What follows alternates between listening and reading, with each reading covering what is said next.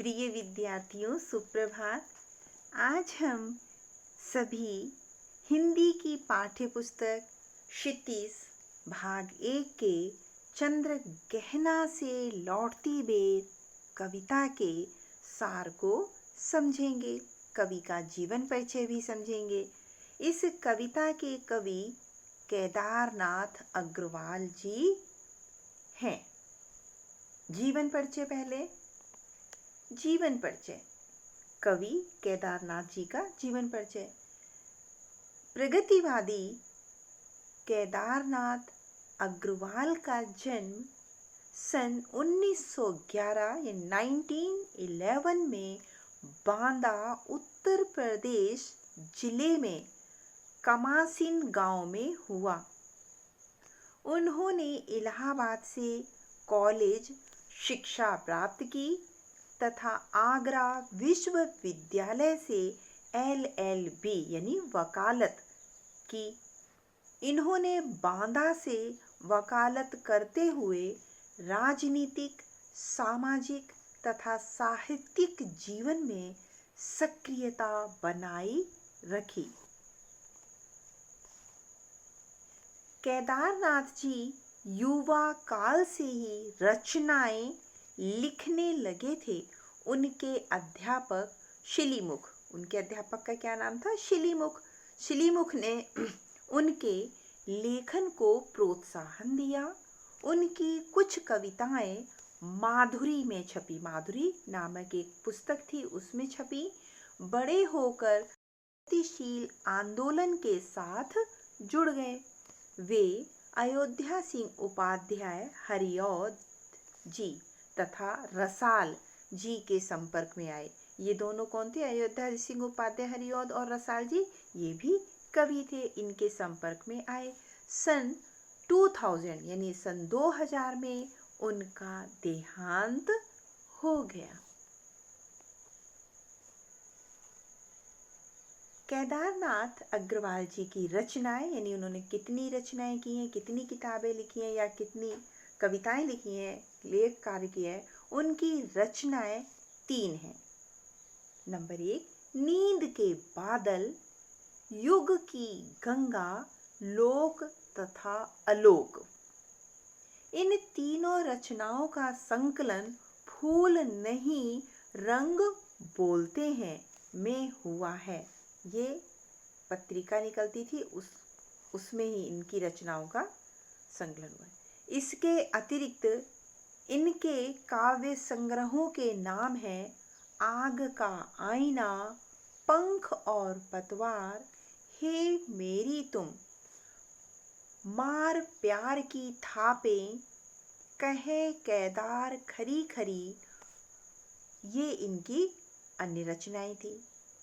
उन्हें Soviet land Nehru पुरस्कार तथा साहित्य अकादमी पुरस्कार से भी सम्मानित किया गया। इन्हें सोवियत लैंड नेहरू पुरस्कार तथा साहित्य अकादमी पुरस्कार से भी सम्मानित किया गया। काव्यगत विशेषताएं, इनकी जो काव्य की जो विशेषताएं हैं मुख्य रूप से क्या है आप समझेंगे। केदारनाथ अग्रवाल जी प्रगतिवादी काव्य धारा के कवि माने जाते हैं, इसलिए उनकी कविताओं में वास्तविक जीवन की कविताओं का यथार्थ वर्णन मिलते हैं। उन्होंने प्रकृति के भी यथार्थ चित्रण किए हैं, जैसे चना, अलसी, सरसों तथा सारस, बगुला, तोता आदि के स्वर सहज जीवन के ही चित्र हैं। उन्होंने ग्रामीण जीवन में पल रहे मानवीय प्रेम और श्रृंगार के भी सरस वर्णन किए हैं। समाज में चल रहे शोषण और संघर्ष पर भी उनकी पैनी दृष्टि रही है, यानी तेज दृष्टि रही है। भाषा शैली, केदार जी की भाषा लोक भाषा है। लोक भाषा को समझते हैं, जो कि आसानी से समझी जा सके। वे जनता में प्रचलित शब्दों का मनोरम प्रयोग करते हैं। न उनमें शिल्प की जटिलता है, न भाव की। वे हृदय की बात को कलात्मक भाषा में प्रयुक्त कर देते हैं। संगीत और लय पर उनकी गहरी पकड़ है। उनकी कविताएं गेय है। यहाँ पे गेय, गेय मतलब गाने जाने, गा में एक ही मात्रा गे और यज्ञ वाला या होगा बेटा, या, ये ध्यान रखना। गेय भी है और पाठ्य भी, यानी आसानी से गाई भी जा सकती हैं और आसानी से पढ़ी भी जा सकती हैं।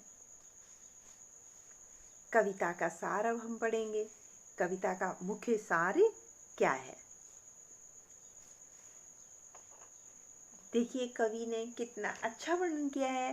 चंद्र गहना से लौटती बेल प्रकृति सौंदर्य की अनुपम कविता है। कवि चंद्र गहना नामक गांव से लौट रहा है। उसके पास प्रकृति को निहारने का पर्याप्त समय है। वह एक खेत की मेड़ पर बैठ जाता है। उसके पांव के नीचे तालाब है जिसमें लहरियां उठ रही हैं। पास ही चने के नन्हे पौधे खड़े हैं जिनके सिर पर गुलाबी फूल हैं। वे दूल्हे की भांति सजे हुए हैं। अलसी मानो नीले फूल सिर पर धारण करके प्रेम निवेदन कर रही है। सरसों ने मानो अपने हाथ पीले कर लिए हैं। चारों ओर स्वयंवर जैसा मनोरम दृश्य है। स्वयंवर मतलब समझते हैं, जैसे विवाह किसी का हो रहा हो। प्रकृति की सुंदरता का इस प्रकार वर्णन किया है मानो किसी का विवाह हो रहा हो। और देखिए आगे कवि ने कितना सुंदर वर्णन किया है कि कविता में ऐसा उन्होंने डाल दिया जैसे पत्थर मानो पानी पी रहे हैं, यानी तालाब, पोखर, नदी जो भी है उसके किनारे जो पत्थर पड़े हुए हैं वो ऐसे प्रतीत हो रहे मानो पानी पी रहे हैं। सूरज की किरणों का प्रतिबिंब चांदी के गोल खंभे जैसा प्रतीत हो रहा है, यानी जो लोहे है उसका भी वर्णन कवि ने बखूबी किया है। इतने अच्छे ढंग से किया है कि वह भी सुंदर, और ऐसा लग रहा है मानो वो चांदी का गोल खंभा हो। सरोवर में कहीं मछलियों की तलाश में बगुला खड़ा है। कहीं काले माथे वाली चिड़िया झपट्टा मारकर मछली को अपनी चोंच में दबाती है और आकाश में उड़ जाती है। कहीं चित्रकूट की ऊंची नीची पहाड़ियां फैली हैं जिन पर रीवा जंगल है, रीवा के कांटेदार पेड़ खड़े हैं। रीवा एक पेड़ है जिसके कांटेदार होते हैं, वो पेड़ खड़े हुए हैं। इस निर्जन पहाड़ी पर तोते का टेंटे और सारस का टिरटों टिरटों स्वर मन को बहुत भाता है।